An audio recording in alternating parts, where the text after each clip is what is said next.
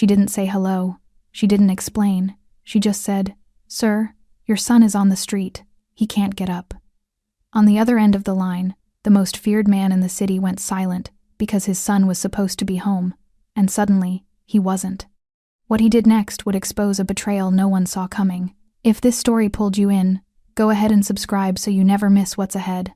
I've got another unforgettable story coming tomorrow. And while you're here, drop a comment and tell me where you're watching from. I love seeing people tuned in from all over the world. Okay, let's get back into it. The snow fell heavier with each block Joanna Sanders walked, her secondhand boots leaving uneven prints on the sidewalk that would be covered within minutes. Her shift at Carmine's had stretched past midnight again, 6 tables, 4 hours overtime, and tips that barely cleared $40, still 20 short of what she needed to keep the lights on another week. She tucked the crumpled bills deeper into her coat pocket, the fabric worn so thin she could feel the wind slice straight through to her skin. The street that ran behind the restaurant was always quiet this time of night, the kind of quiet that made her footsteps sound too loud. But tonight something felt wrong. The usual hum of distant traffic was absent, swallowed by the muffling snow, and the streetlight outside the restaurant service entrance kept flickering in a rhythm that set her teeth on edge. Joanna pulled her oversized coat tighter, a donation bin find from 2 winters ago that had seen better days even then. Her dark hair, pulled back in a messy ponytail, had come loose during the shift, strands now plastered to her face by melting snow. Her hands, raw and red from 10 hours of washing dishes and carrying scalding plates, ached with every movement. But she didn't stop walking. Stopping meant thinking, and thinking meant calculating, and the numbers never added up no matter how many times she ran them. Rent, 8 days overdue. Her mother's medication, 3 days until she ran out. The electric bill, already stamped with a final notice. And here she was, walking home through a snowstorm with $43 that might buy groceries if she stretched them thin enough. The alley behind Carmine's was her usual shortcut, poorly lit, lined with dumpsters and delivery pallets, but 5 minutes faster than going around the block. She'd walked this route so many times. She knew every crack in the pavement, every piece of graffiti on the brick walls, every place the ice formed in treacherous patches. Her boots knew where to step without her thinking about it. So when her boot connected with something that shouldn't be there, she knew immediately. Joanna stumbled, her hand shooting out to catch herself against the brick wall, the rough surface scraping her palm. She looked down, ready to curse whoever had left trash in the middle of the walkway, and froze. Not trash. A person. Her breath caught in her throat, visible in the freezing air. The figure lay crumpled between a parked car and the wall, half hidden in shadow, dusted with snow that had already begun to accumulate. She saw the shoes' first polished black leather, expensive enough to stand out even in the dark. Then the coat, charcoal gray and perfectly tailored, the kind of thing she'd seen in store windows but never touched, the kind of thing that cost more than 3 months of her rent. For a split second, Joanna thought about walking away. This wasn't her problem. This wasn't her world. People who wore coats like that had people to help them, people who got paid to care. Then she saw the faint rise and fall of breathing. Her nursing school training 2 semesters before the money ran out, kicked in before her common sense could stop her. Joanna dropped to her knees, the cold seeping through her work pants instantly, and carefully turned the figure over. The face that emerged from the shadows made her stomach drop. Andrea Hendricks, 14 years old. Dark hair plastered to his forehead, now matted with melting snow. His private school uniform, the one with the embroidered crest she'd noticed every time he came to the restaurant, was torn at the shoulder. The navy fabric stained dark in places she didn't want to examine too closely. His face was swollen along the left side, a bruise spreading across his cheekbone in shades of purple and black that looked worse in the flickering streetlight. Joanna had served Andrea and his father exactly 7 times at Carmine's. Not that she'd ever told anyone she counted. But she did. She counted everything: good tips, bad tips, the number of times customers actually said thank you.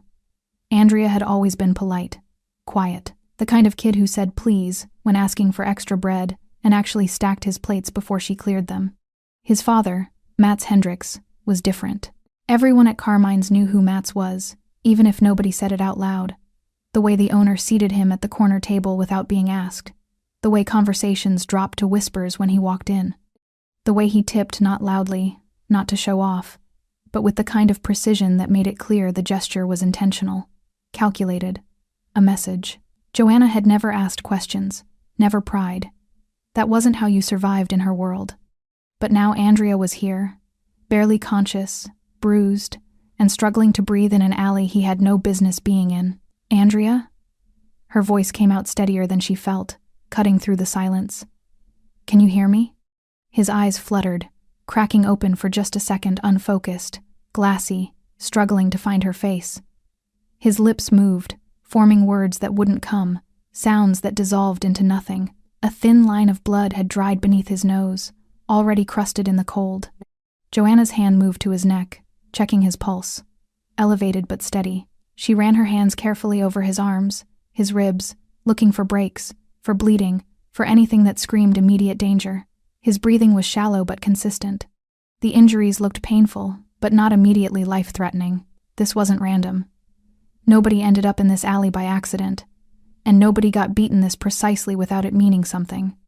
Andrea, I need you to stay with me, okay? She kept her voice calm, professional, the way her instructors had taught her before everything fell apart. Can you tell me what hurts? He tried again to speak, his throat working, but only managed a weak groan. That's when Joanna's hand found her purse, her fingers already searching for the business card she'd kept tucked in the inner pocket for 3 months. The one Matts Hris had pressed into her palm after Andrea's third visit to the restaurant, his dark eyes holding hers for just a moment longer than necessary. In case of emergencies, he'd said. Nothing more. She'd never expected to use it. Her fingers found the heavy cardstock, pulled it free. 2 phone numbers printed in black ink. On the back, a single word written in sharp, precise handwriting. Emergencies. Joanna pulled out her phone with shaking hands, snow already collecting on the screen. She dialed the first number, her other hand resting protectively on Andrea's shoulder. The phone rang once, twice. Then a voice answered deep, distracted, controlled. Yes? Joanna swallowed hard. Mr. Hendricks, she said, forcing her voice to stay level. This is Joanna Sanders, from Carmine's restaurant. A pause. Background noise, voices, movement, then sudden quiet. I'm listening. Your son is on the street, she said, each word deliberate. He can't get up. The silence that followed lasted 3 heartbeats. That's impossible, Matts replied, his tone shifting. Andrea should be home. Sir, Joanna said again, firmer now, looking down at Andrea's bruised face. I'm with him right now. He's hurt. She heard it then, the scrape of a chair. Footsteps. A door opening. Where? The single word carried weight like a blade. The alley behind Carmine's, near the brick wall by the service entrance. Do not leave him. The line went dead. Joanna lowered the phone, her hand trembling now that the adrenaline was catching up. She looked down at Andrea, still struggling to keep his eyes open, and did the only thing she could. She stayed. 10 minutes felt like an hour. Joanna knelt in the snow beside Andrea, her knees numb, her jeans soaked through to the skin. She'd pulled off her coat, thin as it was, and draped it over his chest, trying to preserve what little body heat he had left. The cold bit into her arms through her work shirt, but she didn't move. Couldn't move. She'd made a promise to a man she barely knew, and somehow that promise felt more binding than any contract she'd ever signed. Stay with me, Andrea, she whispered, checking his pulse again, still steady, still there. Your dad's coming. Just hold on. Andrea's eyes cracked open, unfocused and distant. His lips moved, and this time sound came out weak, slurred, barely audible over the wind. Didn't. See them. Don't try to talk, Joanna said quickly, her hand on his shoulder. Save your energy. But he kept trying, his breathing growing more labored with the effort. Said, tell him. Andrea, please. Just rest. His hand moved, fingers grasping weakly at her sleeve, and she saw something in his eyes that made her chest tighten. Not pain, not confusion, fear. Whatever had happened here wasn't random, and Andrea knew it. Joanna heard them before she saw them. The low rumble of engines, multiple vehicles moving fast, headlights cut through the falling snow, 3 black SUVs turning into the alley with precision that suggested they'd done this before. They stopped in formation, blocking both exits, engines still running. For a moment, nobody moved. Then the door of the middle vehicle opened, and Matts Hris stepped out. Joanna had seen him before, of course. 7 times, always at the corner table, always in a suit that probably cost more than her yearly salary. But she'd never seen him like this. In the restaurant, he was controlled, measured, a man who spoke in low tones and made decisions with the subtlety of a chess player. This was different. He moved with absolute certainty, his black overcoat billowing behind him as he crossed the distance between them in long strides. His dark hair was slicked back perfectly despite the weather, his jaw set in a hard line. The tattoos that crept up from his collar, serpents and symbols she'd glimpsed but never stared at, seemed darker against his skin in the harsh glare of the headlights. But it was his eyes that stopped her breath.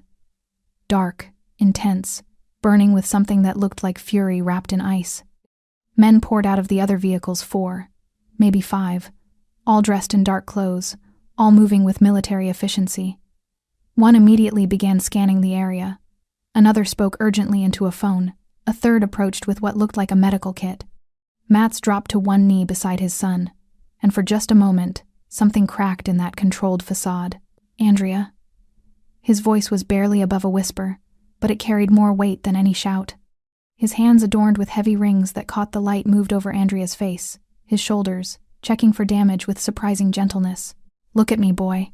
Andrea's eyes found his father, and relief flooded his features. "Dad, I'm here." Matts's jaw clenched. "Who did this?" Andrea tried to speak, but his words came out jumbled, incoherent. Matts's expression hardened with each failed attempt, and Joanna watched as he made a decision in real time.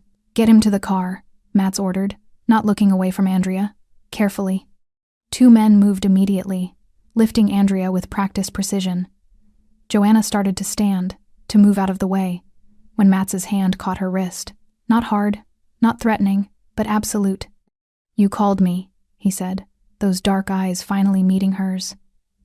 Up close, she could see the flecks of amber in them, the faint scar above his left eyebrow. "You stayed with him." It wasn't a question, but Joanna nodded anyway. She swallowed, suddenly aware of how surreal this moment was. "I couldn't just leave him." Something shifted in Matts's expression, not quite gratitude, but close. Recognition, maybe. Acknowledgement. "You're coming with us," he said, releasing her wrist. "What?" "No, that wasn't a request." But his tone wasn't harsh. If anything, it was almost apologetic. "I need to know everything you saw," everything he said, "and you're freezing." Joanna looked down at herself, soaked jeans, thin work shirt, no coat. She was shaking, she realized, had been for the last few minutes without noticing. One of Matts's men appeared beside her, holding out her coat. She took it numbly, pulling it on with fingers that barely worked. "The hospital?" she asked. "Yes." Matts stood, towering over her, and gestured toward the middle SUV. "After you." The interior of the vehicle was warm. Leather seats soft beneath her as she slid in. Andrea had been laid across the back row, a blanket already tucked around him, one of the men monitoring his vitals with efficient calm. Matts climbed in beside Joanna, and the door shut with a heavy finality. The convoy began moving before she could process what was happening. Joanna sat rigidly, acutely aware of the armed men in the front seats, the unconscious boy behind her, the dangerous man sitting close enough that she could smell his cologne, something expensive and subtle. Her heart hammered against her ribs, but she forced herself to breathe slowly, evenly. "You work at Carmine's," Matt said, breaking the silence. Not a question, a statement. "Yes, sir." "How long?" 2 years. He nodded, his gaze fixed on Andrea in the rearview mirror. "You remember my son?" "Andrea?" "Yes." Joanna hesitated. "He's always been polite." "He mentioned you once," Matt said quietly. "Said you were kind to him, that you brought him extra dessert without being asked." Joanna blinked. She had done that once, when Andrea had looked particularly tired after what seemed like a difficult conversation at the table. She hadn't thought anyone noticed. "It was just tiramisu," she said softly. "Nothing is just anything." Matts's attention shifted to her fully, and the weight of his gaze was almost physical. "Tell me what you saw." "Everything." So she did. She described finding Andrea, the state he was in, the few words he'd tried to speak. She left nothing out, keeping her voice steady even as her hands trembled in her lap. Matts listened without interrupting, his expression unreadable, but she saw his knuckles whiten where he gripped the armrest. "He said something about not seeing them," she finished, "and something about telling you, but I couldn't make out the rest." Matts was silent for a long moment. Then he reached into his coat and pulled out his phone, pressing a single contact. "Secure the perimeter around Street Catherine's," he said when someone answered. "Full detail. I'm 10 minutes out." He ended the call and looked at Andrea again. "He was supposed to be home," Matt said, more to himself than to her. The driver dropped him at the door. I watched him go inside. Joanna saw it then, the fracture in his control. Not panic, not quite, but something close to it. Fear dressed up as calculation. "He's strong," she offered, not knowing what else to say. "His pulse is steady. Whatever happened, he's fighting." Matts's eyes met hers again, and for just a second, she saw past the reputation, past the power, past everything people whispered about in dark corners of Carmine's. She saw a father. "Thank you," he said quietly, "for calling, for staying. Anyone would have." "No," Matts interrupted, firm but not unkind. "They wouldn't have. Trust me on that." The hospital came into view, its emergency entrance already surrounded by more black vehicles. Joanna realized, as they pulled up, that this night was far from over, and that she'd just stepped into a world she'd spent 2 years carefully avoiding. The emergency entrance doors slid open before they reached them. Joanna barely had time to register the orchestrated chaos, men in dark suits flanking the entrance, a hospital administrator already waiting with a clipboard, nurses moving with practiced urgency as Andrea was transferred to a gurney. The entire operation felt rehearsed, as if St. Catherine's Hospital had been expecting this call for years. Maybe they had been. "Private room, 3rd floor, the administrator said to Matts, not bothering with pleasantries. "Dr. Reyes is already scrubbed in." Matts nodded once, his hand remaining on Andrea's shoulder as they moved through the corridor. Joanna followed because no one told her not to, because Matts's driver had gestured for her to stay close, because she genuinely didn't know what else to do. Her wet jeans left a trail of melted snow on the polished floor.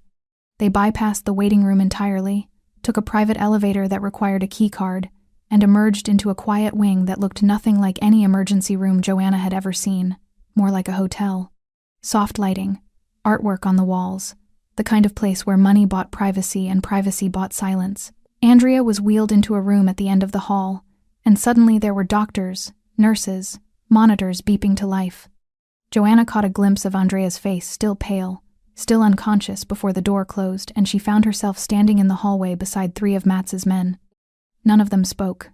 None of them even looked at her. They simply stood there, statues in expensive suits, eyes scanning the corridor with the kind of vigilance that suggested they expected trouble. Matts emerged 10 minutes later, his overcoat gone, his sleeves rolled to his elbows.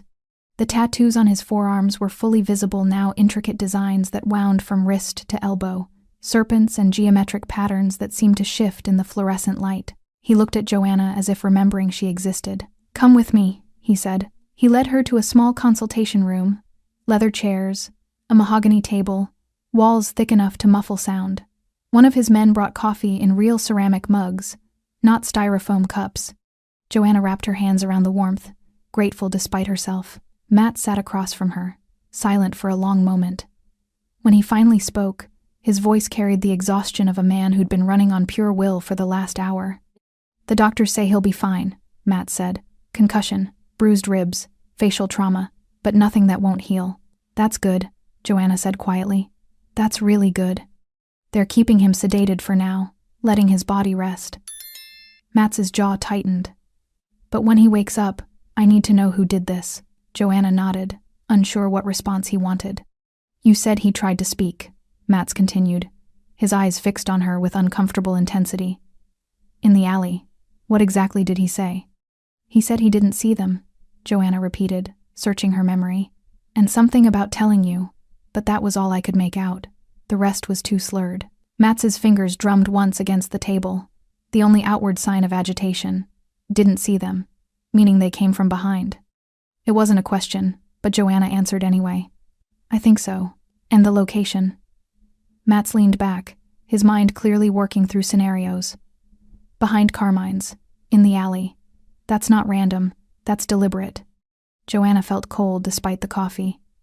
"You think someone was waiting for him? I think someone knew his route." Matts's voice dropped lower. "I think someone knew exactly where to find him." The implication hung in the air like smoke. "But why?" Joanna asked, then immediately regretted speaking. This wasn't her business. This wasn't her world. But Matts didn't seem offended. If anything, he looked almost appreciative of the question. That, he said slowly, is what I intend to find out. A knock at the door interrupted them. One of Matts's men stepped in, spoke in rapid Italian, too quiet for Joanna to catch. Matts's expression darkened, and he stood abruptly. Stay here, he told Joanna. Please. He left before she could respond. Joanna sat alone in the consultation room, the coffee cooling in her hands, reality slowly catching up with adrenaline. What was she doing here? She should be home. She should be sleeping. She had another shift at Carmine's tomorrow today, technically, in less than 8 hours. Her landlord was still waiting for rent. Her mother still needed medication. But instead, she was sitting in a private hospital wing, surrounded by armed men, waiting for a Mafia boss to come back, and… what? Thank her? Question her further? Make sure she understood the weight of silence? The door opened again 20 minutes later. Matts returned, and this time his expression had shifted into something harder. More resolved. Andrea's awake, he said. Briefly. He wants to see you. Me? Joanna stood so quickly she nearly spilled the coffee. Why would he? He asked for the woman who found him. Matts's tone was unreadable. Come. Andrea's room was dim.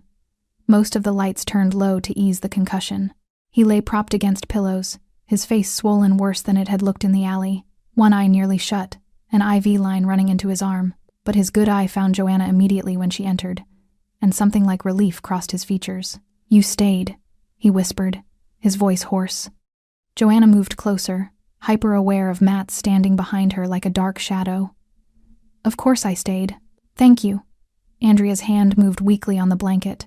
I tried to get up. Couldn't. Don't worry about that now, Joanna said gently. You're safe. That's what matters. But Andrea's eye shifted to his father, and the fear Joanna had seen in the alley returned. Dad, Andrea said, struggling to push himself up. A nurse moved to stop him, but Matts waved her off. Dad, they said. Easy, Matts said, his voice softer than Joanna had heard it. He moved to his son's bedside, his hand resting on Andrea's shoulder. Take your time. Andrea swallowed hard, wincing. They said it was for you. They wanted you to know they could reach me.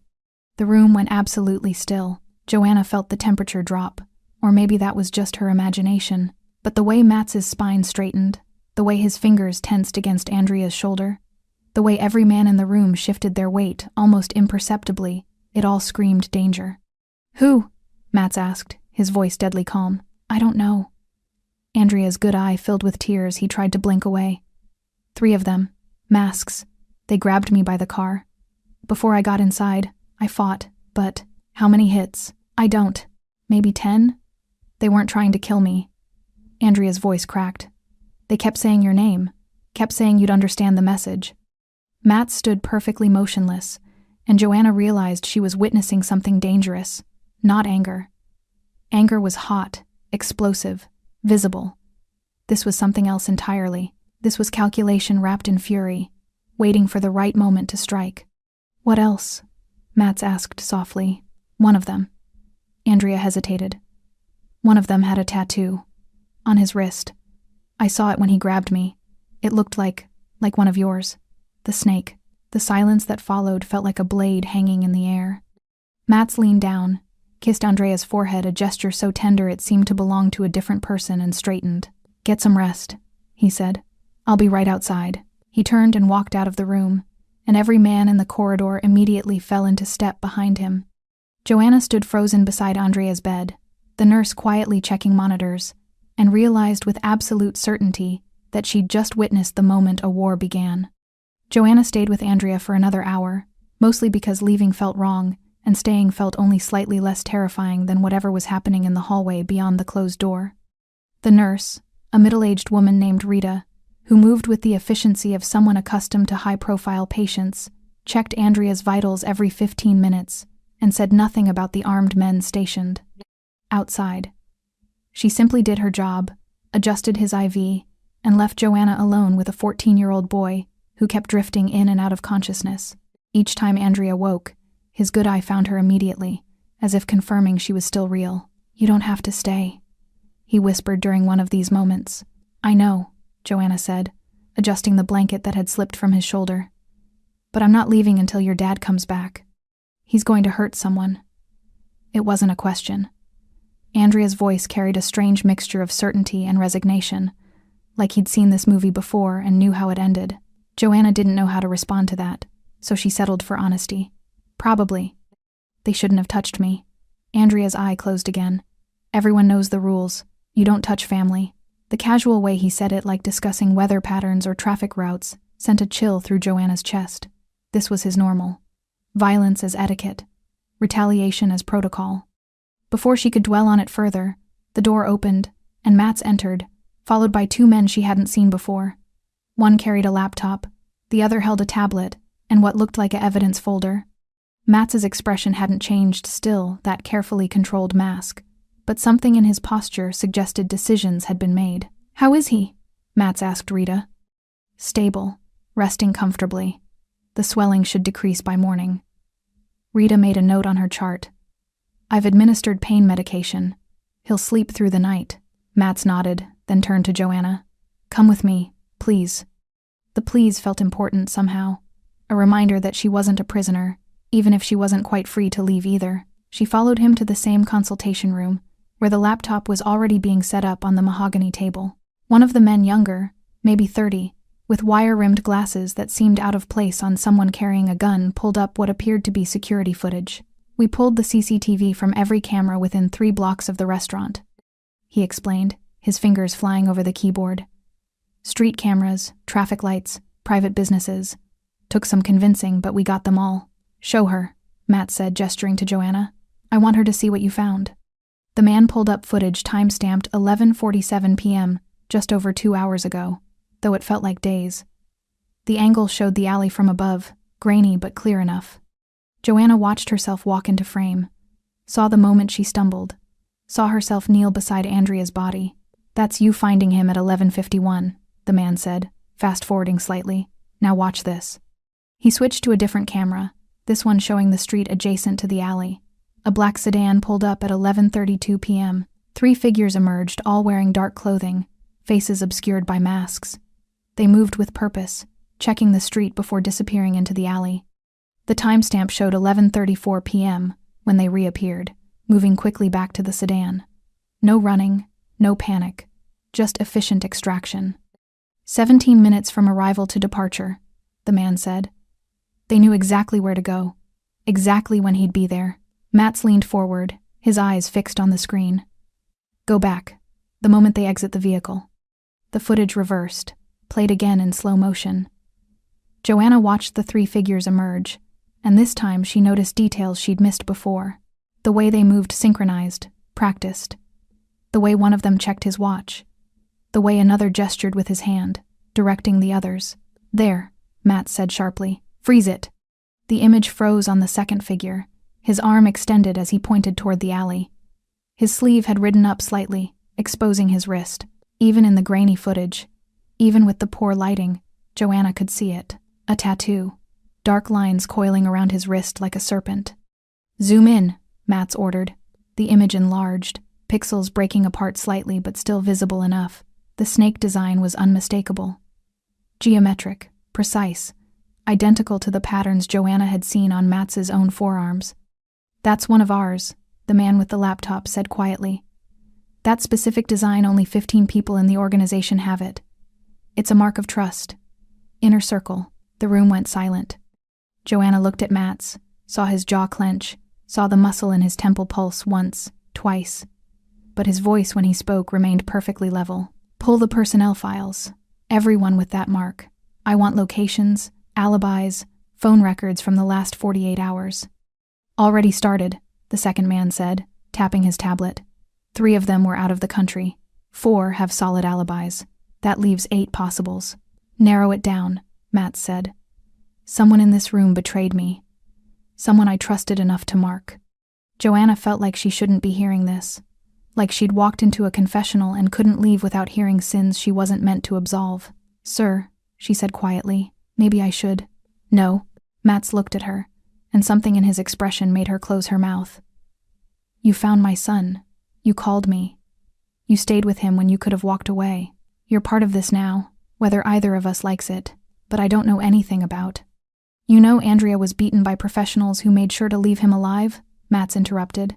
You know they did it in an alley behind a restaurant I frequent. You know they left him exactly where someone might find him, but not too quickly. He stood, moving to the window that overlooked the city. This wasn't random violence. This was a message, and whoever sent it wanted to make sure I understood. Understood what? Joanna asked. That they can reach my son whenever they want. Matts's reflection in the window was dark, distorted. That my protection means nothing. That I'm vulnerable.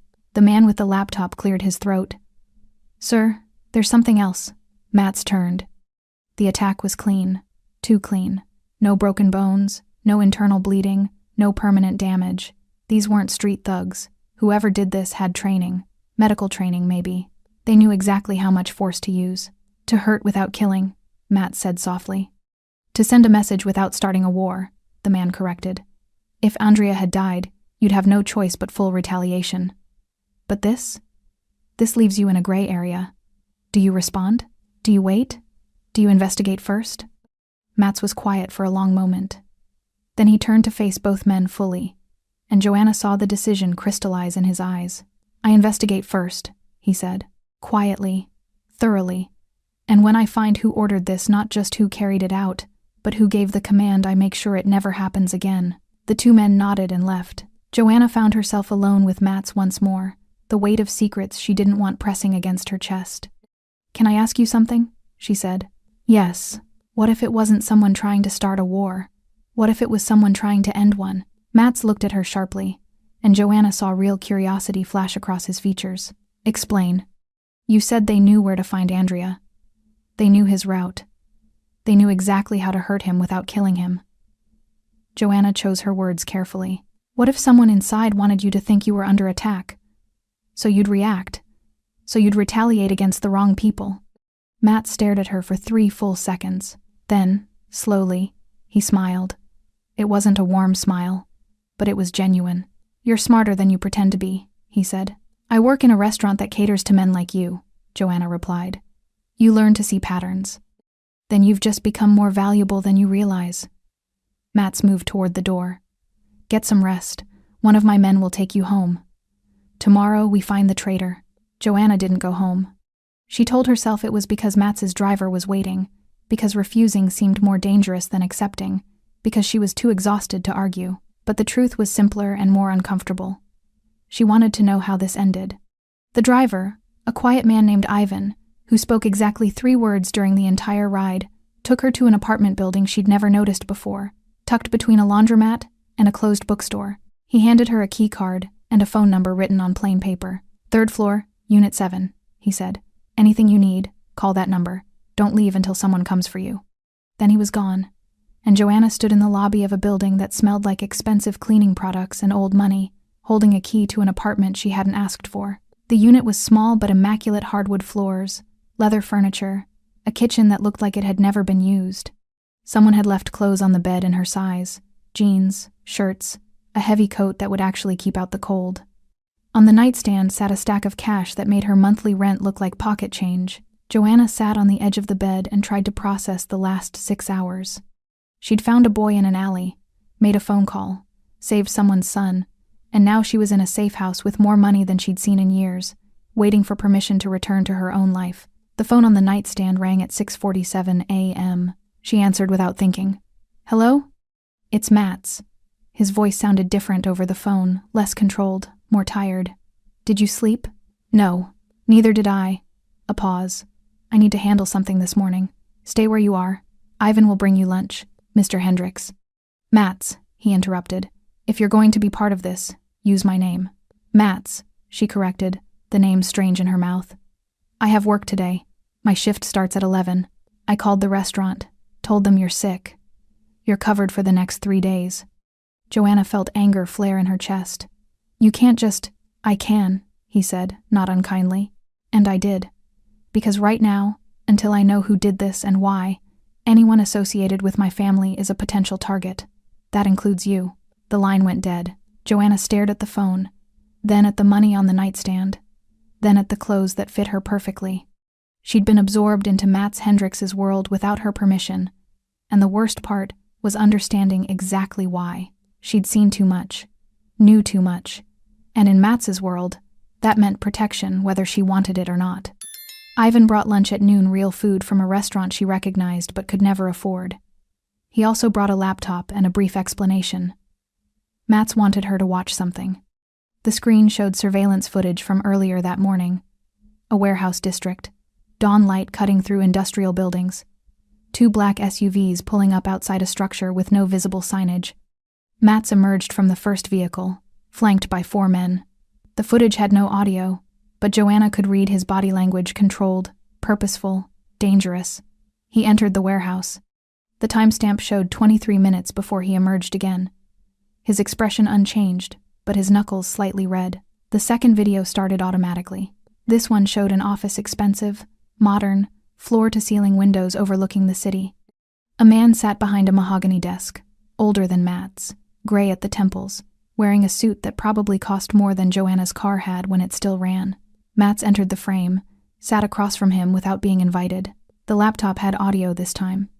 "Unexpected visit," the older man was saying, his accent thick with something European. "Maybe Russian. To what do I owe the pleasure, Hendricks? Your people put their hands on my son last night." Matts's voice was conversational, almost friendly, which somehow made it more terrifying. The older man's expression didn't change. "I heard about the incident. Unfortunate. But I can assure you, I had nothing to do with it." "Konstantin," Matts said, leaning back in his chair. "I've known you 15 years. We've done business. We've split territories. We've maintained peace because peace is profitable." He paused. "So when I tell you 3 men with organization tattoos beat my 14-year-old son in an alley and left him to freeze, I expect you to understand why I'm asking questions." "I understand completely." Konstantin's hands folded calmly on his desk. "Which is why I'm telling you with absolute certainty I gave no such order. Hurting Andrea benefits me in no way. It violates every agreement we have. It would be, forgive me, stupid." Joanna watched Matts study the man across from him, looking for tells, for cracks, for any sign of deception. "You're saying you had nothing to do with it," Matts said slowly. "I'm saying exactly that. But someone with access to my organization's marks did." "Then you have a problem that isn't me." Konstantin leaned forward. "Matts, I have grandchildren. I have businesses that run smoothly because men like you and I maintain order. Why would I destabilize that? For what purpose?" The silence stretched between them. "If I find out you're lying," Matts said quietly, "there will be no more conversations. If you find out I'm lying, I will deserve whatever comes." Konstantin's expression remained steady. "But you won't, because I'm not." Matts stood, buttoned his coat, and left without another word. The footage ended. Joanna sat back, her lunch forgotten. She'd just watched a conversation between 2 dangerous men, both speaking a language of threat and diplomacy so refined it felt like watching ballet performed with knives. And the terrifying part? She believed Konstantin. Which meant Matts had just confirmed what she'd suggested last night. This wasn't an outside attack. Someone inside his organization wanted him to think it was. The phone rang again at 2:15 p.m. "You watched it?" Matts asked without preamble. "Yes." "Your thoughts?" Joanna hesitated. "He's telling the truth. I agree." Matts sounded almost satisfied that she'd reached the same conclusion, which means the next conversation will be significantly more difficult. "With who?" "My own people." A pause. "Joanna, I need you to understand something. What happens next, what I do to find who betrayed me, it won't be pleasant. If you want out, now is the time to say so. I'll make sure you're protected, make sure you're compensated, and you'll never hear from me again." Joanna looked around the apartment at the money, the clothes, the safety that felt more like a cage with every passing hour. "And if I don't want out?" "Then you keep watching, keep listening, and you tell me when something doesn't make sense." Matts's voice dropped lower. "You saw what others missed last night, Joanna. You understood the strategy before my own men did. That's rare. That's valuable. I'm a waitress. You're a survivor who pays attention," he corrected. "In my world, that's worth more than muscle." Joanna closed her eyes, thought about her mother's medication, her overdue rent, the tips that never stretched far enough. Thought about Andrea's bruised face and the fear in his eyes. Thought about men who hurt children to send messages. "I'm in," she said, "but I have conditions." She heard the smile in Matts's voice. "I'm listening. My mother. She needs medication, ongoing care. That gets handled, no matter what happens to me." Done. And when this is over, when you find who did this, I go back to my life. No strings, no obligations. Agreed. Matts paused. Anything else? Yeah. Stop making decisions for me. If you need me to stay somewhere, ask. If you need me to do something, explain why. I'm helping you, not working for you. The silence lasted 3 seconds. Fair enough. Matts said finally. Ivan will bring you to the restaurant tonight. We're having a meeting. Everyone with the serpent mark.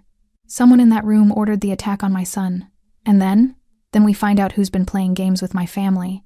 The line went dead. Joanna sat in the quiet apartment, watching snow fall past the window, and wondered at what point she'd stopped being afraid and started being angry. Somewhere between finding Andrea in that alley and watching Matts interrogate allies, something had shifted. She wasn't just a witness anymore. She was invested. The private dining room at Carmine's looked different after hours. Without customers, without the soft jazz playing through hidden speakers, without the carefully maintained atmosphere of elegant discretion, it felt exactly like what it was. A stage where powerful men performed the theater of civility while conducting business that would never see daylight. Joanna sat in the corner booth, the one usually reserved for couples celebrating anniversaries, and watched as Matts's inner circle arrived one by one. Ivan had brought her through the kitchen entrance at 9 p.m., after the last customer had left, and the staff had been sent home early with full pay and no explanations. The owner, a nervous man named Giuseppe who Joanna had rarely seen leave his office, had personally locked the front door and disappeared into the night without meeting anyone's eyes. Now 8 men sat around the main table, and the tension in the room felt thick enough to cut. Joanna recognized 3 of them from the hospital, the man with the laptop, the one with the tablet, and a third who'd stood guard outside Andrea's room. The others were strangers, but they all shared certain characteristics: expensive suits, careful postures, eyes that never stopped assessing threats. And every single one of them had tattoos visible at their wrists or necks, serpents coiled in that distinctive geometric pattern. Matts stood at the head of the table, his coat draped over a chair, his sleeves rolled to his elbows. He looked like a professor about to deliver a lecture, except professors didn't have audiences who carried guns and had probably killed people. "Thank you for coming," Matts began, his voice carrying easily through the quiet room. "I know some of you had to travel. I know some of you had other commitments, but what we discussed tonight cannot wait." He pressed a button on a remote, and the large screen mounted on the far wall came to life, showing the surveillance footage from the alley, the 3 masked figures, the timestamp, the 17-minute window. "2 nights ago my son was attacked," Matts continued, "beaten by 3 professionals who knew his route, knew his timing, and knew exactly how much damage to inflict without killing him." The men at the table watched in silence. Joanna studied their faces, looking for reactions: shock, anger, guilt, anything that might reveal knowledge they shouldn't have. Most showed appropriate outrage. One man's jaw clenched, another's hands curled into fists. But one sitting third from the left, younger than the others, maybe 35 with sharp features and a scar above his eyebrow, showed nothing at all. His face remained perfectly neutral, almost bored, as if he were watching footage of traffic cameras instead of an assault on his boss's son. Matts switched to the zoomed image of the tattoo. "This mark," he said, his finger tracing the serpent on the screen, "is not common. It's not something you buy in a shop or copy from the internet. It's given to people I trust, people who have earned their place in this organization." He paused, letting the implication settle, which means someone in this room either participated in the attack, ordered it, or knows who did. The silence that followed felt radioactive. "Matts," one of the older men said carefully, "you can't seriously think. I don't think anything yet." Matts interrupted, his tone still conversational. "I'm simply stating facts. The tattoo doesn't lie. The footage doesn't lie. Someone with access to our inner circle hurt my son." He clicked to the next slide, a spreadsheet with names, locations, and timestamps. "I've reviewed everyone's movements that night. 3 of you were out of the country, confirmed by customs and multiple witnesses. 4 of you have alibis that check out security footage, phone records, credit card transactions." His eyes moved across the faces at the table. "That leaves 8 possible suspects. You're all here tonight because you cannot account for your whereabouts between 11:15 and midnight, or because your alibis require verification I haven't completed yet." The man with the scar leaned back in his chair. "So we're suspects now? After everything we've done for this organization?" "You're suspects," Matts said evenly, "because the evidence points to someone in this room. If that offends you, I apologize. But I will not apologize for protecting my family. We're all family, another man said, his accent thick with something Slavic. We bleed for you. We kill for you. And now you question our loyalty? I question everyone's loyalty when my son is left bleeding in an alley. Matts's voice dropped to something colder. And I will continue questioning until I find the truth. He clicked to another image, the warehouse he'd visited that morning. I met with Constantine Caruso today. Some of you know him. Some of you do business with him. Matts's eyes scanned the room. I asked him directly if he ordered the attack. He denied it, and I believe him. The man with the scar shifted slightly. You trust Caruso's word over ours? I trust evidence, Matts corrected. And the evidence suggests this wasn't an external attack meant to start a war. It was an internal manipulation meant to make me think it was. Joanna watched the realization dawn on several faces, the understanding that they weren't just being questioned about participation, but about conspiracy. Someone in this organization, Matts continued, wanted me to retaliate against Caruso, wanted me to start a conflict that would benefit them somehow, and they were willing to use my son to do it. The temperature in the room seemed to drop 10 degrees. So here's what's going to happen, Matt said, his voice taking on a quality that made Joanna's skin prickle. Each of you will provide detailed accounts of your movements that night. Phone records, GPS data, witness statements, everything. You will submit to questioning, and you will cooperate fully. And if we refuse? The scarred man asked. Matts looked at him directly. Then I'll assume you have something to hide. The scarred man held his gaze for 3 seconds, then looked away. Matts gestured to the laptop operator. Carlo will coordinate the interviews. They start tonight. No one leaves until we have answers. As the men began murmuring among themselves, Joanna noticed something. The man with the scar, the one who'd shown no reaction to the footage, was looking at his phone under the table. His thumb moved quickly, typing something, before he slipped it back into his pocket. She caught Matts's eye across the room and tilted her head slightly toward the scarred man. Matts gave no indication he'd seen her signal. But 30 seconds later, he said, Before we begin, everyone will surrender their phones. This room is secure, but I won't risk information leaving it prematurely. Several men immediately complied, placing their phones on the table. The scarred man hesitated for just a fraction of a second, barely noticeable, but Joanna saw it before adding his to the pile. Franco, Matt said casually, you'll go first. Conference room, now.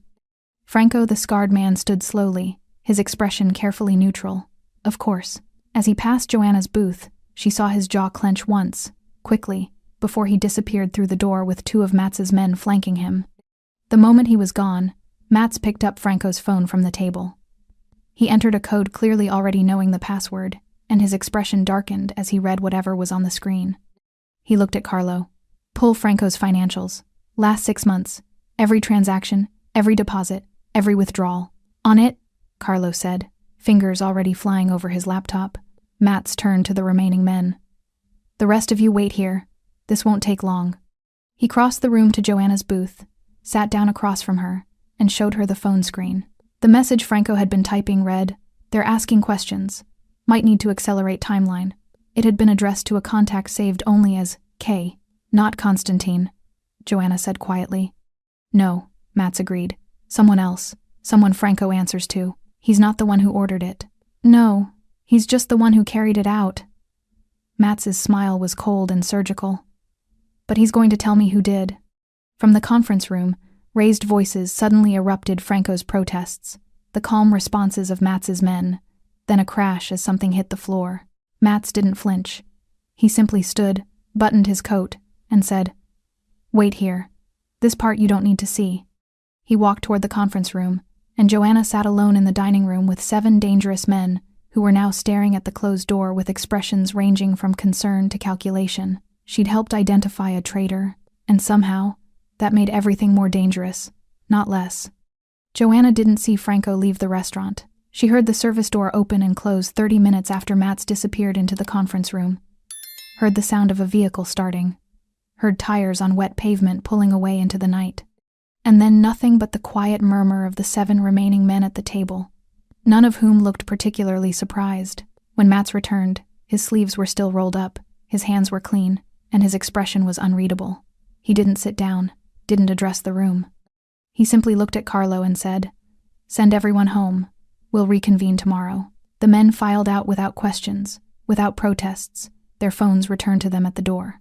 Within 5 minutes, the dining room was empty except for Matts, Joanna, and Ivan standing sentinel by the kitchen entrance. Matts poured himself a glass of whiskey from the bar, expensive, amber, the kind Joanna had served to men who didn't look at price tags. He didn't offer her one. He just sat down across from her in the booth and drank in silence. "Is he dead?" Joanna asked quietly. "No." Matts set the glass down carefully. "But he wishes he was." Joanna's stomach turned. She'd known this was coming, had understood from the moment Franco was identified that whatever happened next wouldn't be gentle. But hearing it confirmed made it real. In a way, surveillance footage and theoretical discussions hadn't. "Did he tell you who ordered it?" "He told me everything." Matts's eyes were dark, tired, carrying weight that hadn't been there 2 days ago. "Franco was recruited 6 months ago. Not by Caruso. Not by any of our rivals. By someone inside the organization who promised him a bigger role, more territory, more money." "Who?" "A man named Paolo Ricci, my logistics coordinator. The person who manages supply routes, payment structures, territory divisions." Matts's jaw tightened. "The person who would benefit most from me starting a war with Caruso."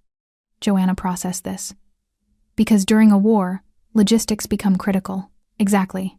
Paolo would become indispensable, would gain leverage, could renegotiate his position while I was distracted fighting external enemies."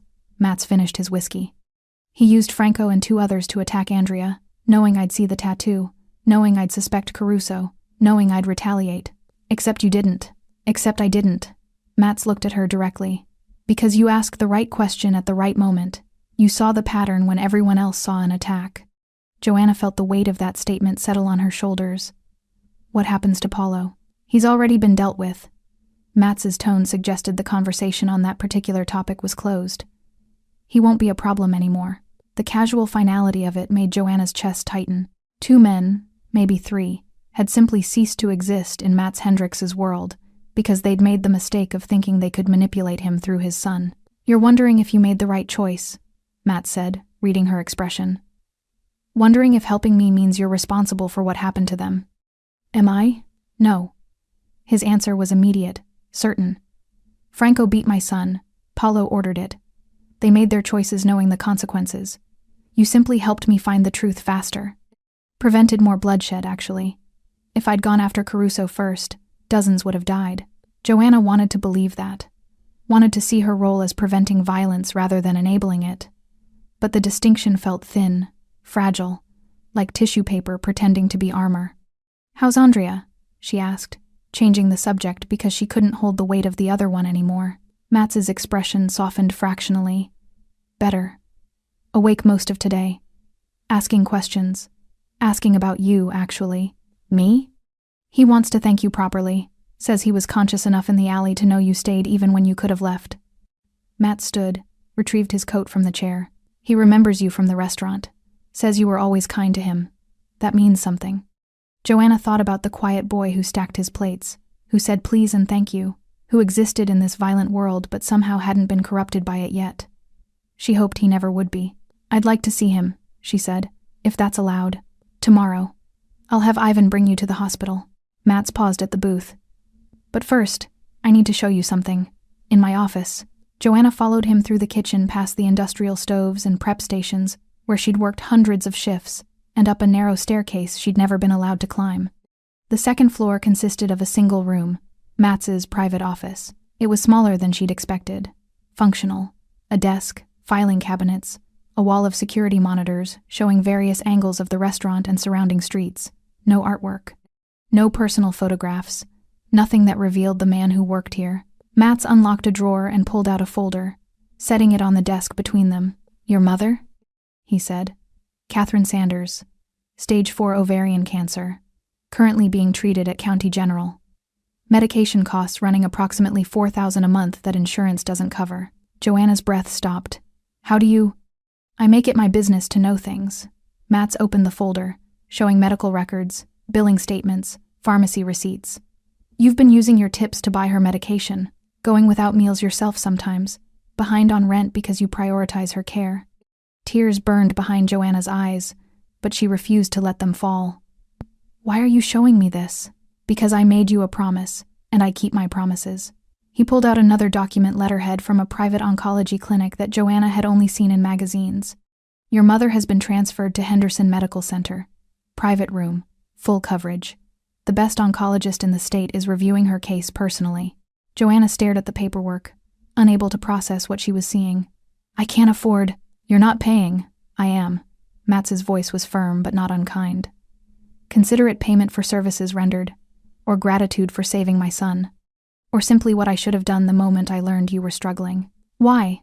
The question came out broken, confused. Why would you do this? Matts was quiet for a long moment, his hands resting on the desk, his rings catching the light.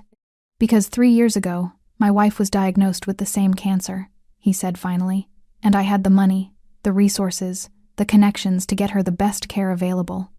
But I was too focused on business, too distracted by territory disputes and profit margins. I waited too long to act. His jaw clenched. By the time I paid attention, it was too late. The cancer had spread. The best doctors in the world couldn't save her. He looked up at Joanna. She died 6 months later, and Andrea lost his mother because I was too busy being important. Joanna's throat tightened. Suddenly, the controlled man, the calculated violence, the careful power, all of it made horrible sense. I'm sorry, she whispered. Don't be sorry. Just accept the help. Matts closed the folder. Your mother's appointment is tomorrow at 10 a.m. Ivan will drive you. You'll meet with Dr. Patel, and she'll explain the treatment plan. Joanna looked at the paperwork, at the opportunity she'd never thought possible, at the lifeline being offered by a man who trafficked in violence but understood loss. Thank you, she said, and meant it with every fiber of her being. Thank you, Matts countered, for not walking past my son, for calling me, for asking questions that saved lives. He extended his hand. We're even now. After tomorrow, you're free to return to your life. No obligations, no strings. Joanna looked at his outstretched hand, scarred knuckles, heavy rings, the hand that had probably killed people and definitely saved her mother, and shook it. One condition, she said. Matts raised an eyebrow. If Andrea ever needs someone to talk to, someone outside this world, someone who won't judge him for wanting something different. Joanna held his gaze. You let him call me. Matts studied her for a long moment, something like respect flickering in his dark eyes. Deal, he said. That night, lying in the safe house apartment, Joanna called the hospital and heard her mother's voice stronger than it had been in months, hopeful in a way Joanna had forgotten was possible.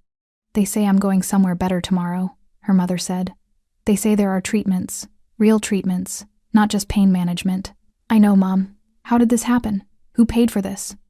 Joanna looked out the window at the city lights, at the snow still falling, at the world that had tilted sideways in the space of 48 hours. Someone who understands what it means to lose people, she said quietly, and who doesn't want anyone else to feel that way. Henderson Medical Center smelled like possibility instead of despair. Joanna walked through corridors that didn't echo with institutional bleakness, past rooms with windows that actually opened, toward a consultation office where her mother sat talking to a doctor who looked at her like she was a person instead of a case number. Miss Sanders, Dr. Patel said, standing to shake Joanna's hand. Your mother and I were just discussing treatment options. The cancer is advanced, but it's not beyond intervention. With aggressive chemotherapy and targeted radiation, we're looking at significantly improved outcomes. Her mother, thin, pale, but with eyes that held more life than they had in months, reached for Joanna's hand. She says there's hope, Joe. Real hope. Joanna sat down because her legs suddenly couldn't hold her weight. What kind of timeline are we looking at? Treatment starts next week. We'll do 3 cycles of chemo, reassess, then determine if surgery is viable. Doctor. Patel pulled up scans on her computer. I won't lie to you, it's going to be difficult. But your mother is strong, and we caught it before metastasis to other organs. Caught it.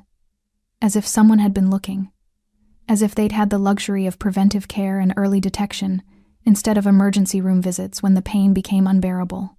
After the consultation, Joanna walked her mother to her new room, private, quiet, with a view of the garden instead of a parking lot. A nurse brought tea in actual china cups. Another explained the meal options as if her mother were checking into a hotel instead of fighting for her life. How did you do this? Her mother asked when they were alone. Joanna thought about Andrea in the alley. about phone calls that changed everything, about men who dealt in violence but understood debt in ways that transcended money. "I helped someone," she said simply, "and they helped me back." Her mother studied her with the particular scrutiny of someone who'd raised a daughter alone and learned to read truth in silence. "This person. Are they dangerous?" "Yes." "Are you safe?" "Yes." And Joanna realized she meant it. Whatever else Matts Hris was, he kept his promises. Her mother squeezed her hand. "Then I won't ask more questions. Sometimes survival means accepting help from unexpected places." Ivan drove Joanna to Carmine's that afternoon. The lunch shift was in full swing, the dining room filled with the usual clientele business lunches, quiet conversations, men in expensive suits conducting transactions over osso buco and risotto. Giuseppe met her at the staff entrance, his nervous energy dialed up to catastrophic levels. "Joanna, thank God. Mr. Hris wants to see you. Upstairs. Right now." She climbed the narrow staircase again, knocked on the office door, entered when Matts called out. He sat at his desk reviewing documents, looking exactly like he had 2 nights ago except for the faint shadows under his eyes that suggested sleep remained elusive. Andrea sat in the chair beside him, his face still bruised but healing, the swelling reduced enough that both eyes were fully open. "Joanna." Andrea stood immediately, then winced at the movement. "Thank you. For everything. Dad told me you stayed with me." "Anyone would have," Joanna said, the automatic response. "No," Andrea said firmly, sounding older than 14. "They wouldn't have. Most people would have kept walking." Matts gestured to an empty chair. "Sit. Please. We need to discuss something." Joanna sat, hyper-aware of both of them watching her with identical expressions of careful assessment. "Your mother's treatment is arranged," Matts began. "That obligation is fulfilled. Which means, as promised, you're free to return to your normal life." Joanna nodded slowly, waiting for the catch. "However," Matts continued, "I have a proposal. One you're absolutely free to decline without consequence." "I'm listening." "I own 3 restaurants in this city. Carmine's is the smallest, the most discreet. The other 2 are significantly more upscale places, where clientele expect excellence and pay accordingly." He slid a folder across the desk. "I need a manager for Bella Vista. My current one is retiring. The position comes with a salary that's triple what you make now. Benefits that include full medical coverage and flexible hours." Joanna opened the folder, saw numbers that made her head spin. "Why me?" "Because you're observant, because you're smart, because you understand discretion." Matts leaned back. "And because Andrea likes you, which means you're someone I can trust near my family." Andrea nodded enthusiastically. "The desserts at Bella Vista are amazing, and you wouldn't have to wash dishes." Despite everything, Joanna smiled. "That is a compelling argument." "There are no hidden obligations," Matts said carefully. "You work at the restaurant, you manage staff, handle operations, ensure quality. That's all. You're not part of my other business. You're not expected to see things, hear things, or know things. You're simply an excellent manager at an excellent restaurant." Joanna looked between father and son, saw genuine offer in one face and hopeful anticipation in the other. "What if I say no? Then Ivan drives you home, you return to Carmine's tomorrow, and nothing changes except your mother receives ongoing care." Matts's expression was sincere. "I don't make offers with penalties for refusal. That's not respect, that's coercion." Joanna thought about her studio apartment with the broken heater, about tips that never stretched far enough, about the manager at Carmine's who scheduled her for doubles without asking and cut her hours when she complained. She thought about her mother in a hospital room with windows that opened, about treatment that might actually work, about futures that felt possible instead of theoretical. "I have one question," she said. "Ask, will I still be myself? Or will I become someone who pretends not to see things that matter?" Matts considered this seriously. "You'll always be yourself. That's why I'm offering this. But yes, you'll learn when to look away, when to stay silent, when to understand that some knowledge is dangerous." He paused. "Is that something you can live with?" Joanna met his eyes. "I've been doing it for 2 years already." "Then you'll do it in better shoes with better pay." Matts extended his hand. "Do we have an agreement?" Joanna shook his hand. "When do I start?" 2 weeks. That gives you time to train your replacement at Carmine's and familiarize yourself with Bella Vista's operations." Matts released her hand. "Welcome aboard, Miss Sanders." Bella Vista occupied the top floor of a building that overlooked the river. All floor-to-ceiling windows and marble surfaces that caught the light in ways that made everything look like it belonged in a magazine. Joanna's first day started at 10 a.m. with a tour from the outgoing manager, a woman named Patricia, who'd spent 30 years in the restaurant industry, and looked at Joanna with the particular skepticism reserved for young-brained people who got jobs through connections instead of experience. "Mr. Hendricks doesn't usually hire internally from Carmine's," Patricia said, leading her through the kitchen, where 3 chefs worked in synchronized silence. "That's his private spot. This is his showcase." "I understand," Joanna said, choosing not to mention that she'd been hired for reasons that had nothing to do with her resume and everything to do with finding his son bleeding in an alley. Patricia showed her the reservation system, the wine cellar, the private dining rooms where men conducted business over 12-course tasting menus. She explained the clientele: CEOs, politicians, celebrities who valued discretion, and occasionally people from Matts's other world who appreciated good food served without judgment. "The rules are simple," Patricia said. "Excellent service, complete discretion. Never ask questions about what you overhear, never repeat what you see, never assume you understand the relationships between guests. Like Carmine's but with better lighting," Joanna offered. Patricia's expression cracked into something almost like a smile.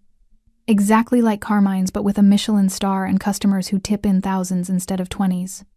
By the end of the first week, Joanna had memorized the names of 60 regular customers, learned which tables had the best acoustics for private conversations, and discovered that managing a high-end restaurant meant being part diplomat, part psychologist, and part invisible ghost who anticipated needs before they were spoken. She was good at it, better than she'd expected. The staff respected her because she'd worked the floor herself, understood the physical toll of 12-hour shifts, and never asked anyone to do something she wouldn't do. The customers respected her because she remembered their preferences, seated them without fuss, and disappeared the moment she wasn't needed. Andrea visited on her second Friday, accompanied by Ivan and looking significantly healthier than the last time she'd seen him. The bruises had faded to yellow-green shadows, and he moved without wincing. "This place is incredible," he said, looking around the dining room with open admiration. "Way better than Carmine's."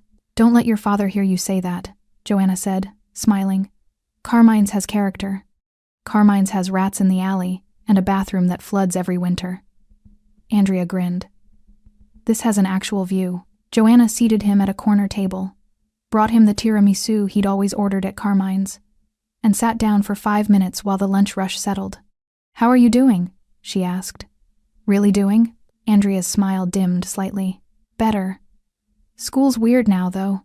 Everyone knows something happened, but nobody knows what. Dad had the story locked down tight, told everyone I was in a car accident. That bothers you." "Yeah, I mean, I get why. But it's like having this secret that everyone can sense but nobody can talk about." He picked at the dessert. "Do you ever feel like that? Like you're living 2 lives and can't tell anyone?" Joanna thought about her mother's miraculous treatment, about surveillance footage and interrogations, about men who disappeared and were never mentioned again. "Every day," she said honestly. "Does it get easier?" "I don't know yet. Ask me in 6 months." Andrea laughed, then turned serious. "Thank you. For that night. Dad told me you could have kept walking, that most people would have. Your dad says that. You said that. But I don't think it's true." Joanna leaned forward. "I think most people would stop, would help. The world isn't as cruel as people in your father's business think it is. Maybe." Andrea didn't sound convinced. "Or maybe you're different than most people." Before Joanna could respond, Matts appeared in the entrance, and the energy in the room shifted subtly. Conversations dropped in volume, postures straightened, awareness rippled through the space like wind across water. He crossed to their table, kissed Andrea's head, and nodded to Joanna. "How's the first week?" "Exhausting and excellent," Joanna said. "Patricia says you're a natural. High praise from someone who doesn't give it easily." Matts glanced around the dining room with the particular satisfaction of someone surveying a well-run operation. "I knew I made the right choice." "Dad wants me to work here this summer," Andrea said. "Busboy or something. Says I need to understand the business from the ground up." "Every business," Joanna corrected, meeting Matts's eyes. "Not just restaurants." "Every business," Matts agreed. "He needs to understand how things work, how people work. Can't do that from private schools and protected environments. Andrea rolled his eyes with the particular exasperation of teenagers whose parents insist on teaching life lessons. But Joanna saw something else beneath it. Pride, maybe, or the desire to prove himself capable in his father's world. Well, if you're going to bus tables, you'll do it properly, Joanna said. I'll train you myself. See? Matt said to Andrea. Now you can't complain about nepotism. Joanna will work you harder than anyone. After they left, Joanna returned to the host stand and found an envelope tucked beside the reservation book. Inside was a card-heavy stock, expensive, with a simple message in Matts's precise handwriting. You gave my son back to me. This is just a restaurant. Thank you for understanding the difference. Joanna slipped the card into her pocket and returned to work, seating customers, managing staff, existing in the space between worlds where excellent service mattered more than the violence that sometimes funded it. She was learning the rules of this new life, and surprisingly, they didn't feel that different from the old ones. Survive, pay attention, be kind when you can, look away when you must. The only difference was the view. 3 months after finding Andrea in the alley, Joanna walked home from Bella Vista through streets that no longer felt threatening, not because the neighborhood had changed, but because she had. Ivan still insisted on driving her most nights, but occasionally when the weather was clear and she needed to think, she walked. The route took her past Carmine's, past the alley where everything had changed, past the corner where she used to catch the bus, with tips that barely covered fare. Her mother was in remission. Not cured, Dr. Patel was careful to emphasize that, but responding to treatment in ways that suggested years instead of months. She'd moved into a better apartment, one with heat that worked and windows that didn't leak, paid for by the salary Joanna earned managing a restaurant where discretion was worth more than gold. Andrea had started working at Bella Vista on weekends, bussing tables with surprising diligence and chatting with customers who had no idea they were being served by the son of one of the most dangerous men in the city. He was good at it, naturally charming, attentive without being intrusive, the kind of kid who would have succeeded anywhere but was learning to navigate his father's world with careful grace. Joanna's phone buzzed as she reached her building. A text from Matts. Dinner tomorrow, 7 p.m. Bring your mother if she's feeling up to it. She smiled, typed back. She'd love that. Thank you. The relationship between them had settled into something unexpected, not quite friendship, not quite professional distance, but a mutual respect built on crisis and maintained through careful boundaries. Matts never asked her to be part of his other business, and Joanna never asked questions about the things she sometimes overheard in private dining rooms. But Andrea had become something different. He texted her about school, about the customer who'd tried to order something that wasn't on the menu, about whether he should take the scholarship to boarding school or stay local. She'd become the person he talked to when he needed advice from someone who understood his world but wasn't entirely consumed by it. Inside her apartment, bigger now, furnished with pieces that weren't second-hand, Joanna made tea and sat by the window, watching the city lights reflect off the river. She thought about the night that had changed everything, about snow falling on a boy who couldn't get up, about a phone call made without hesitation, about choices that rippled forward in ways impossible to predict. Her mother was alive because of that night. Andrea had a father who'd been reminded that protection meant presence, not just power. And Joanna had discovered that survival sometimes meant accepting help from people who lived in moral gray spaces she'd always tried to avoid. A knock at her door pulled her from reflection. She checked the peephole, surprised to find Andrea standing in the hallway, with Ivan hovering protectively behind him. Andrea, what's wrong? Nothing's wrong, he said quickly, stepping inside when she opened the door. I wanted to give you something. He pulled a small wrapped box from his coat pocket, handed it to her with the awkward earnestness of a teenager who'd put thought into something meaningful. Joanna unwrapped it carefully, found a silver bracelet inside, simple, elegant, with a single charm, a small serpent coiled in a circle. Dad's mark, Andrea explained. But not the tattoo version. This is different. It means your family. Not organization family, actual family. People who matter. People who get protected. Joanna's throat tightened. Andrea, I can't accept. You already did, he interrupted, his voice firm despite the emotion behind it. You accepted when you stopped in that alley, when you called Dad, when you stayed. He met her eyes. You saved my life, Joanna. This just makes it official. She pulled him into a hug, felt him hug back with the fierce gratitude of someone who understood how close he'd come to a different ending. Thank you, she whispered, for being someone worth saving.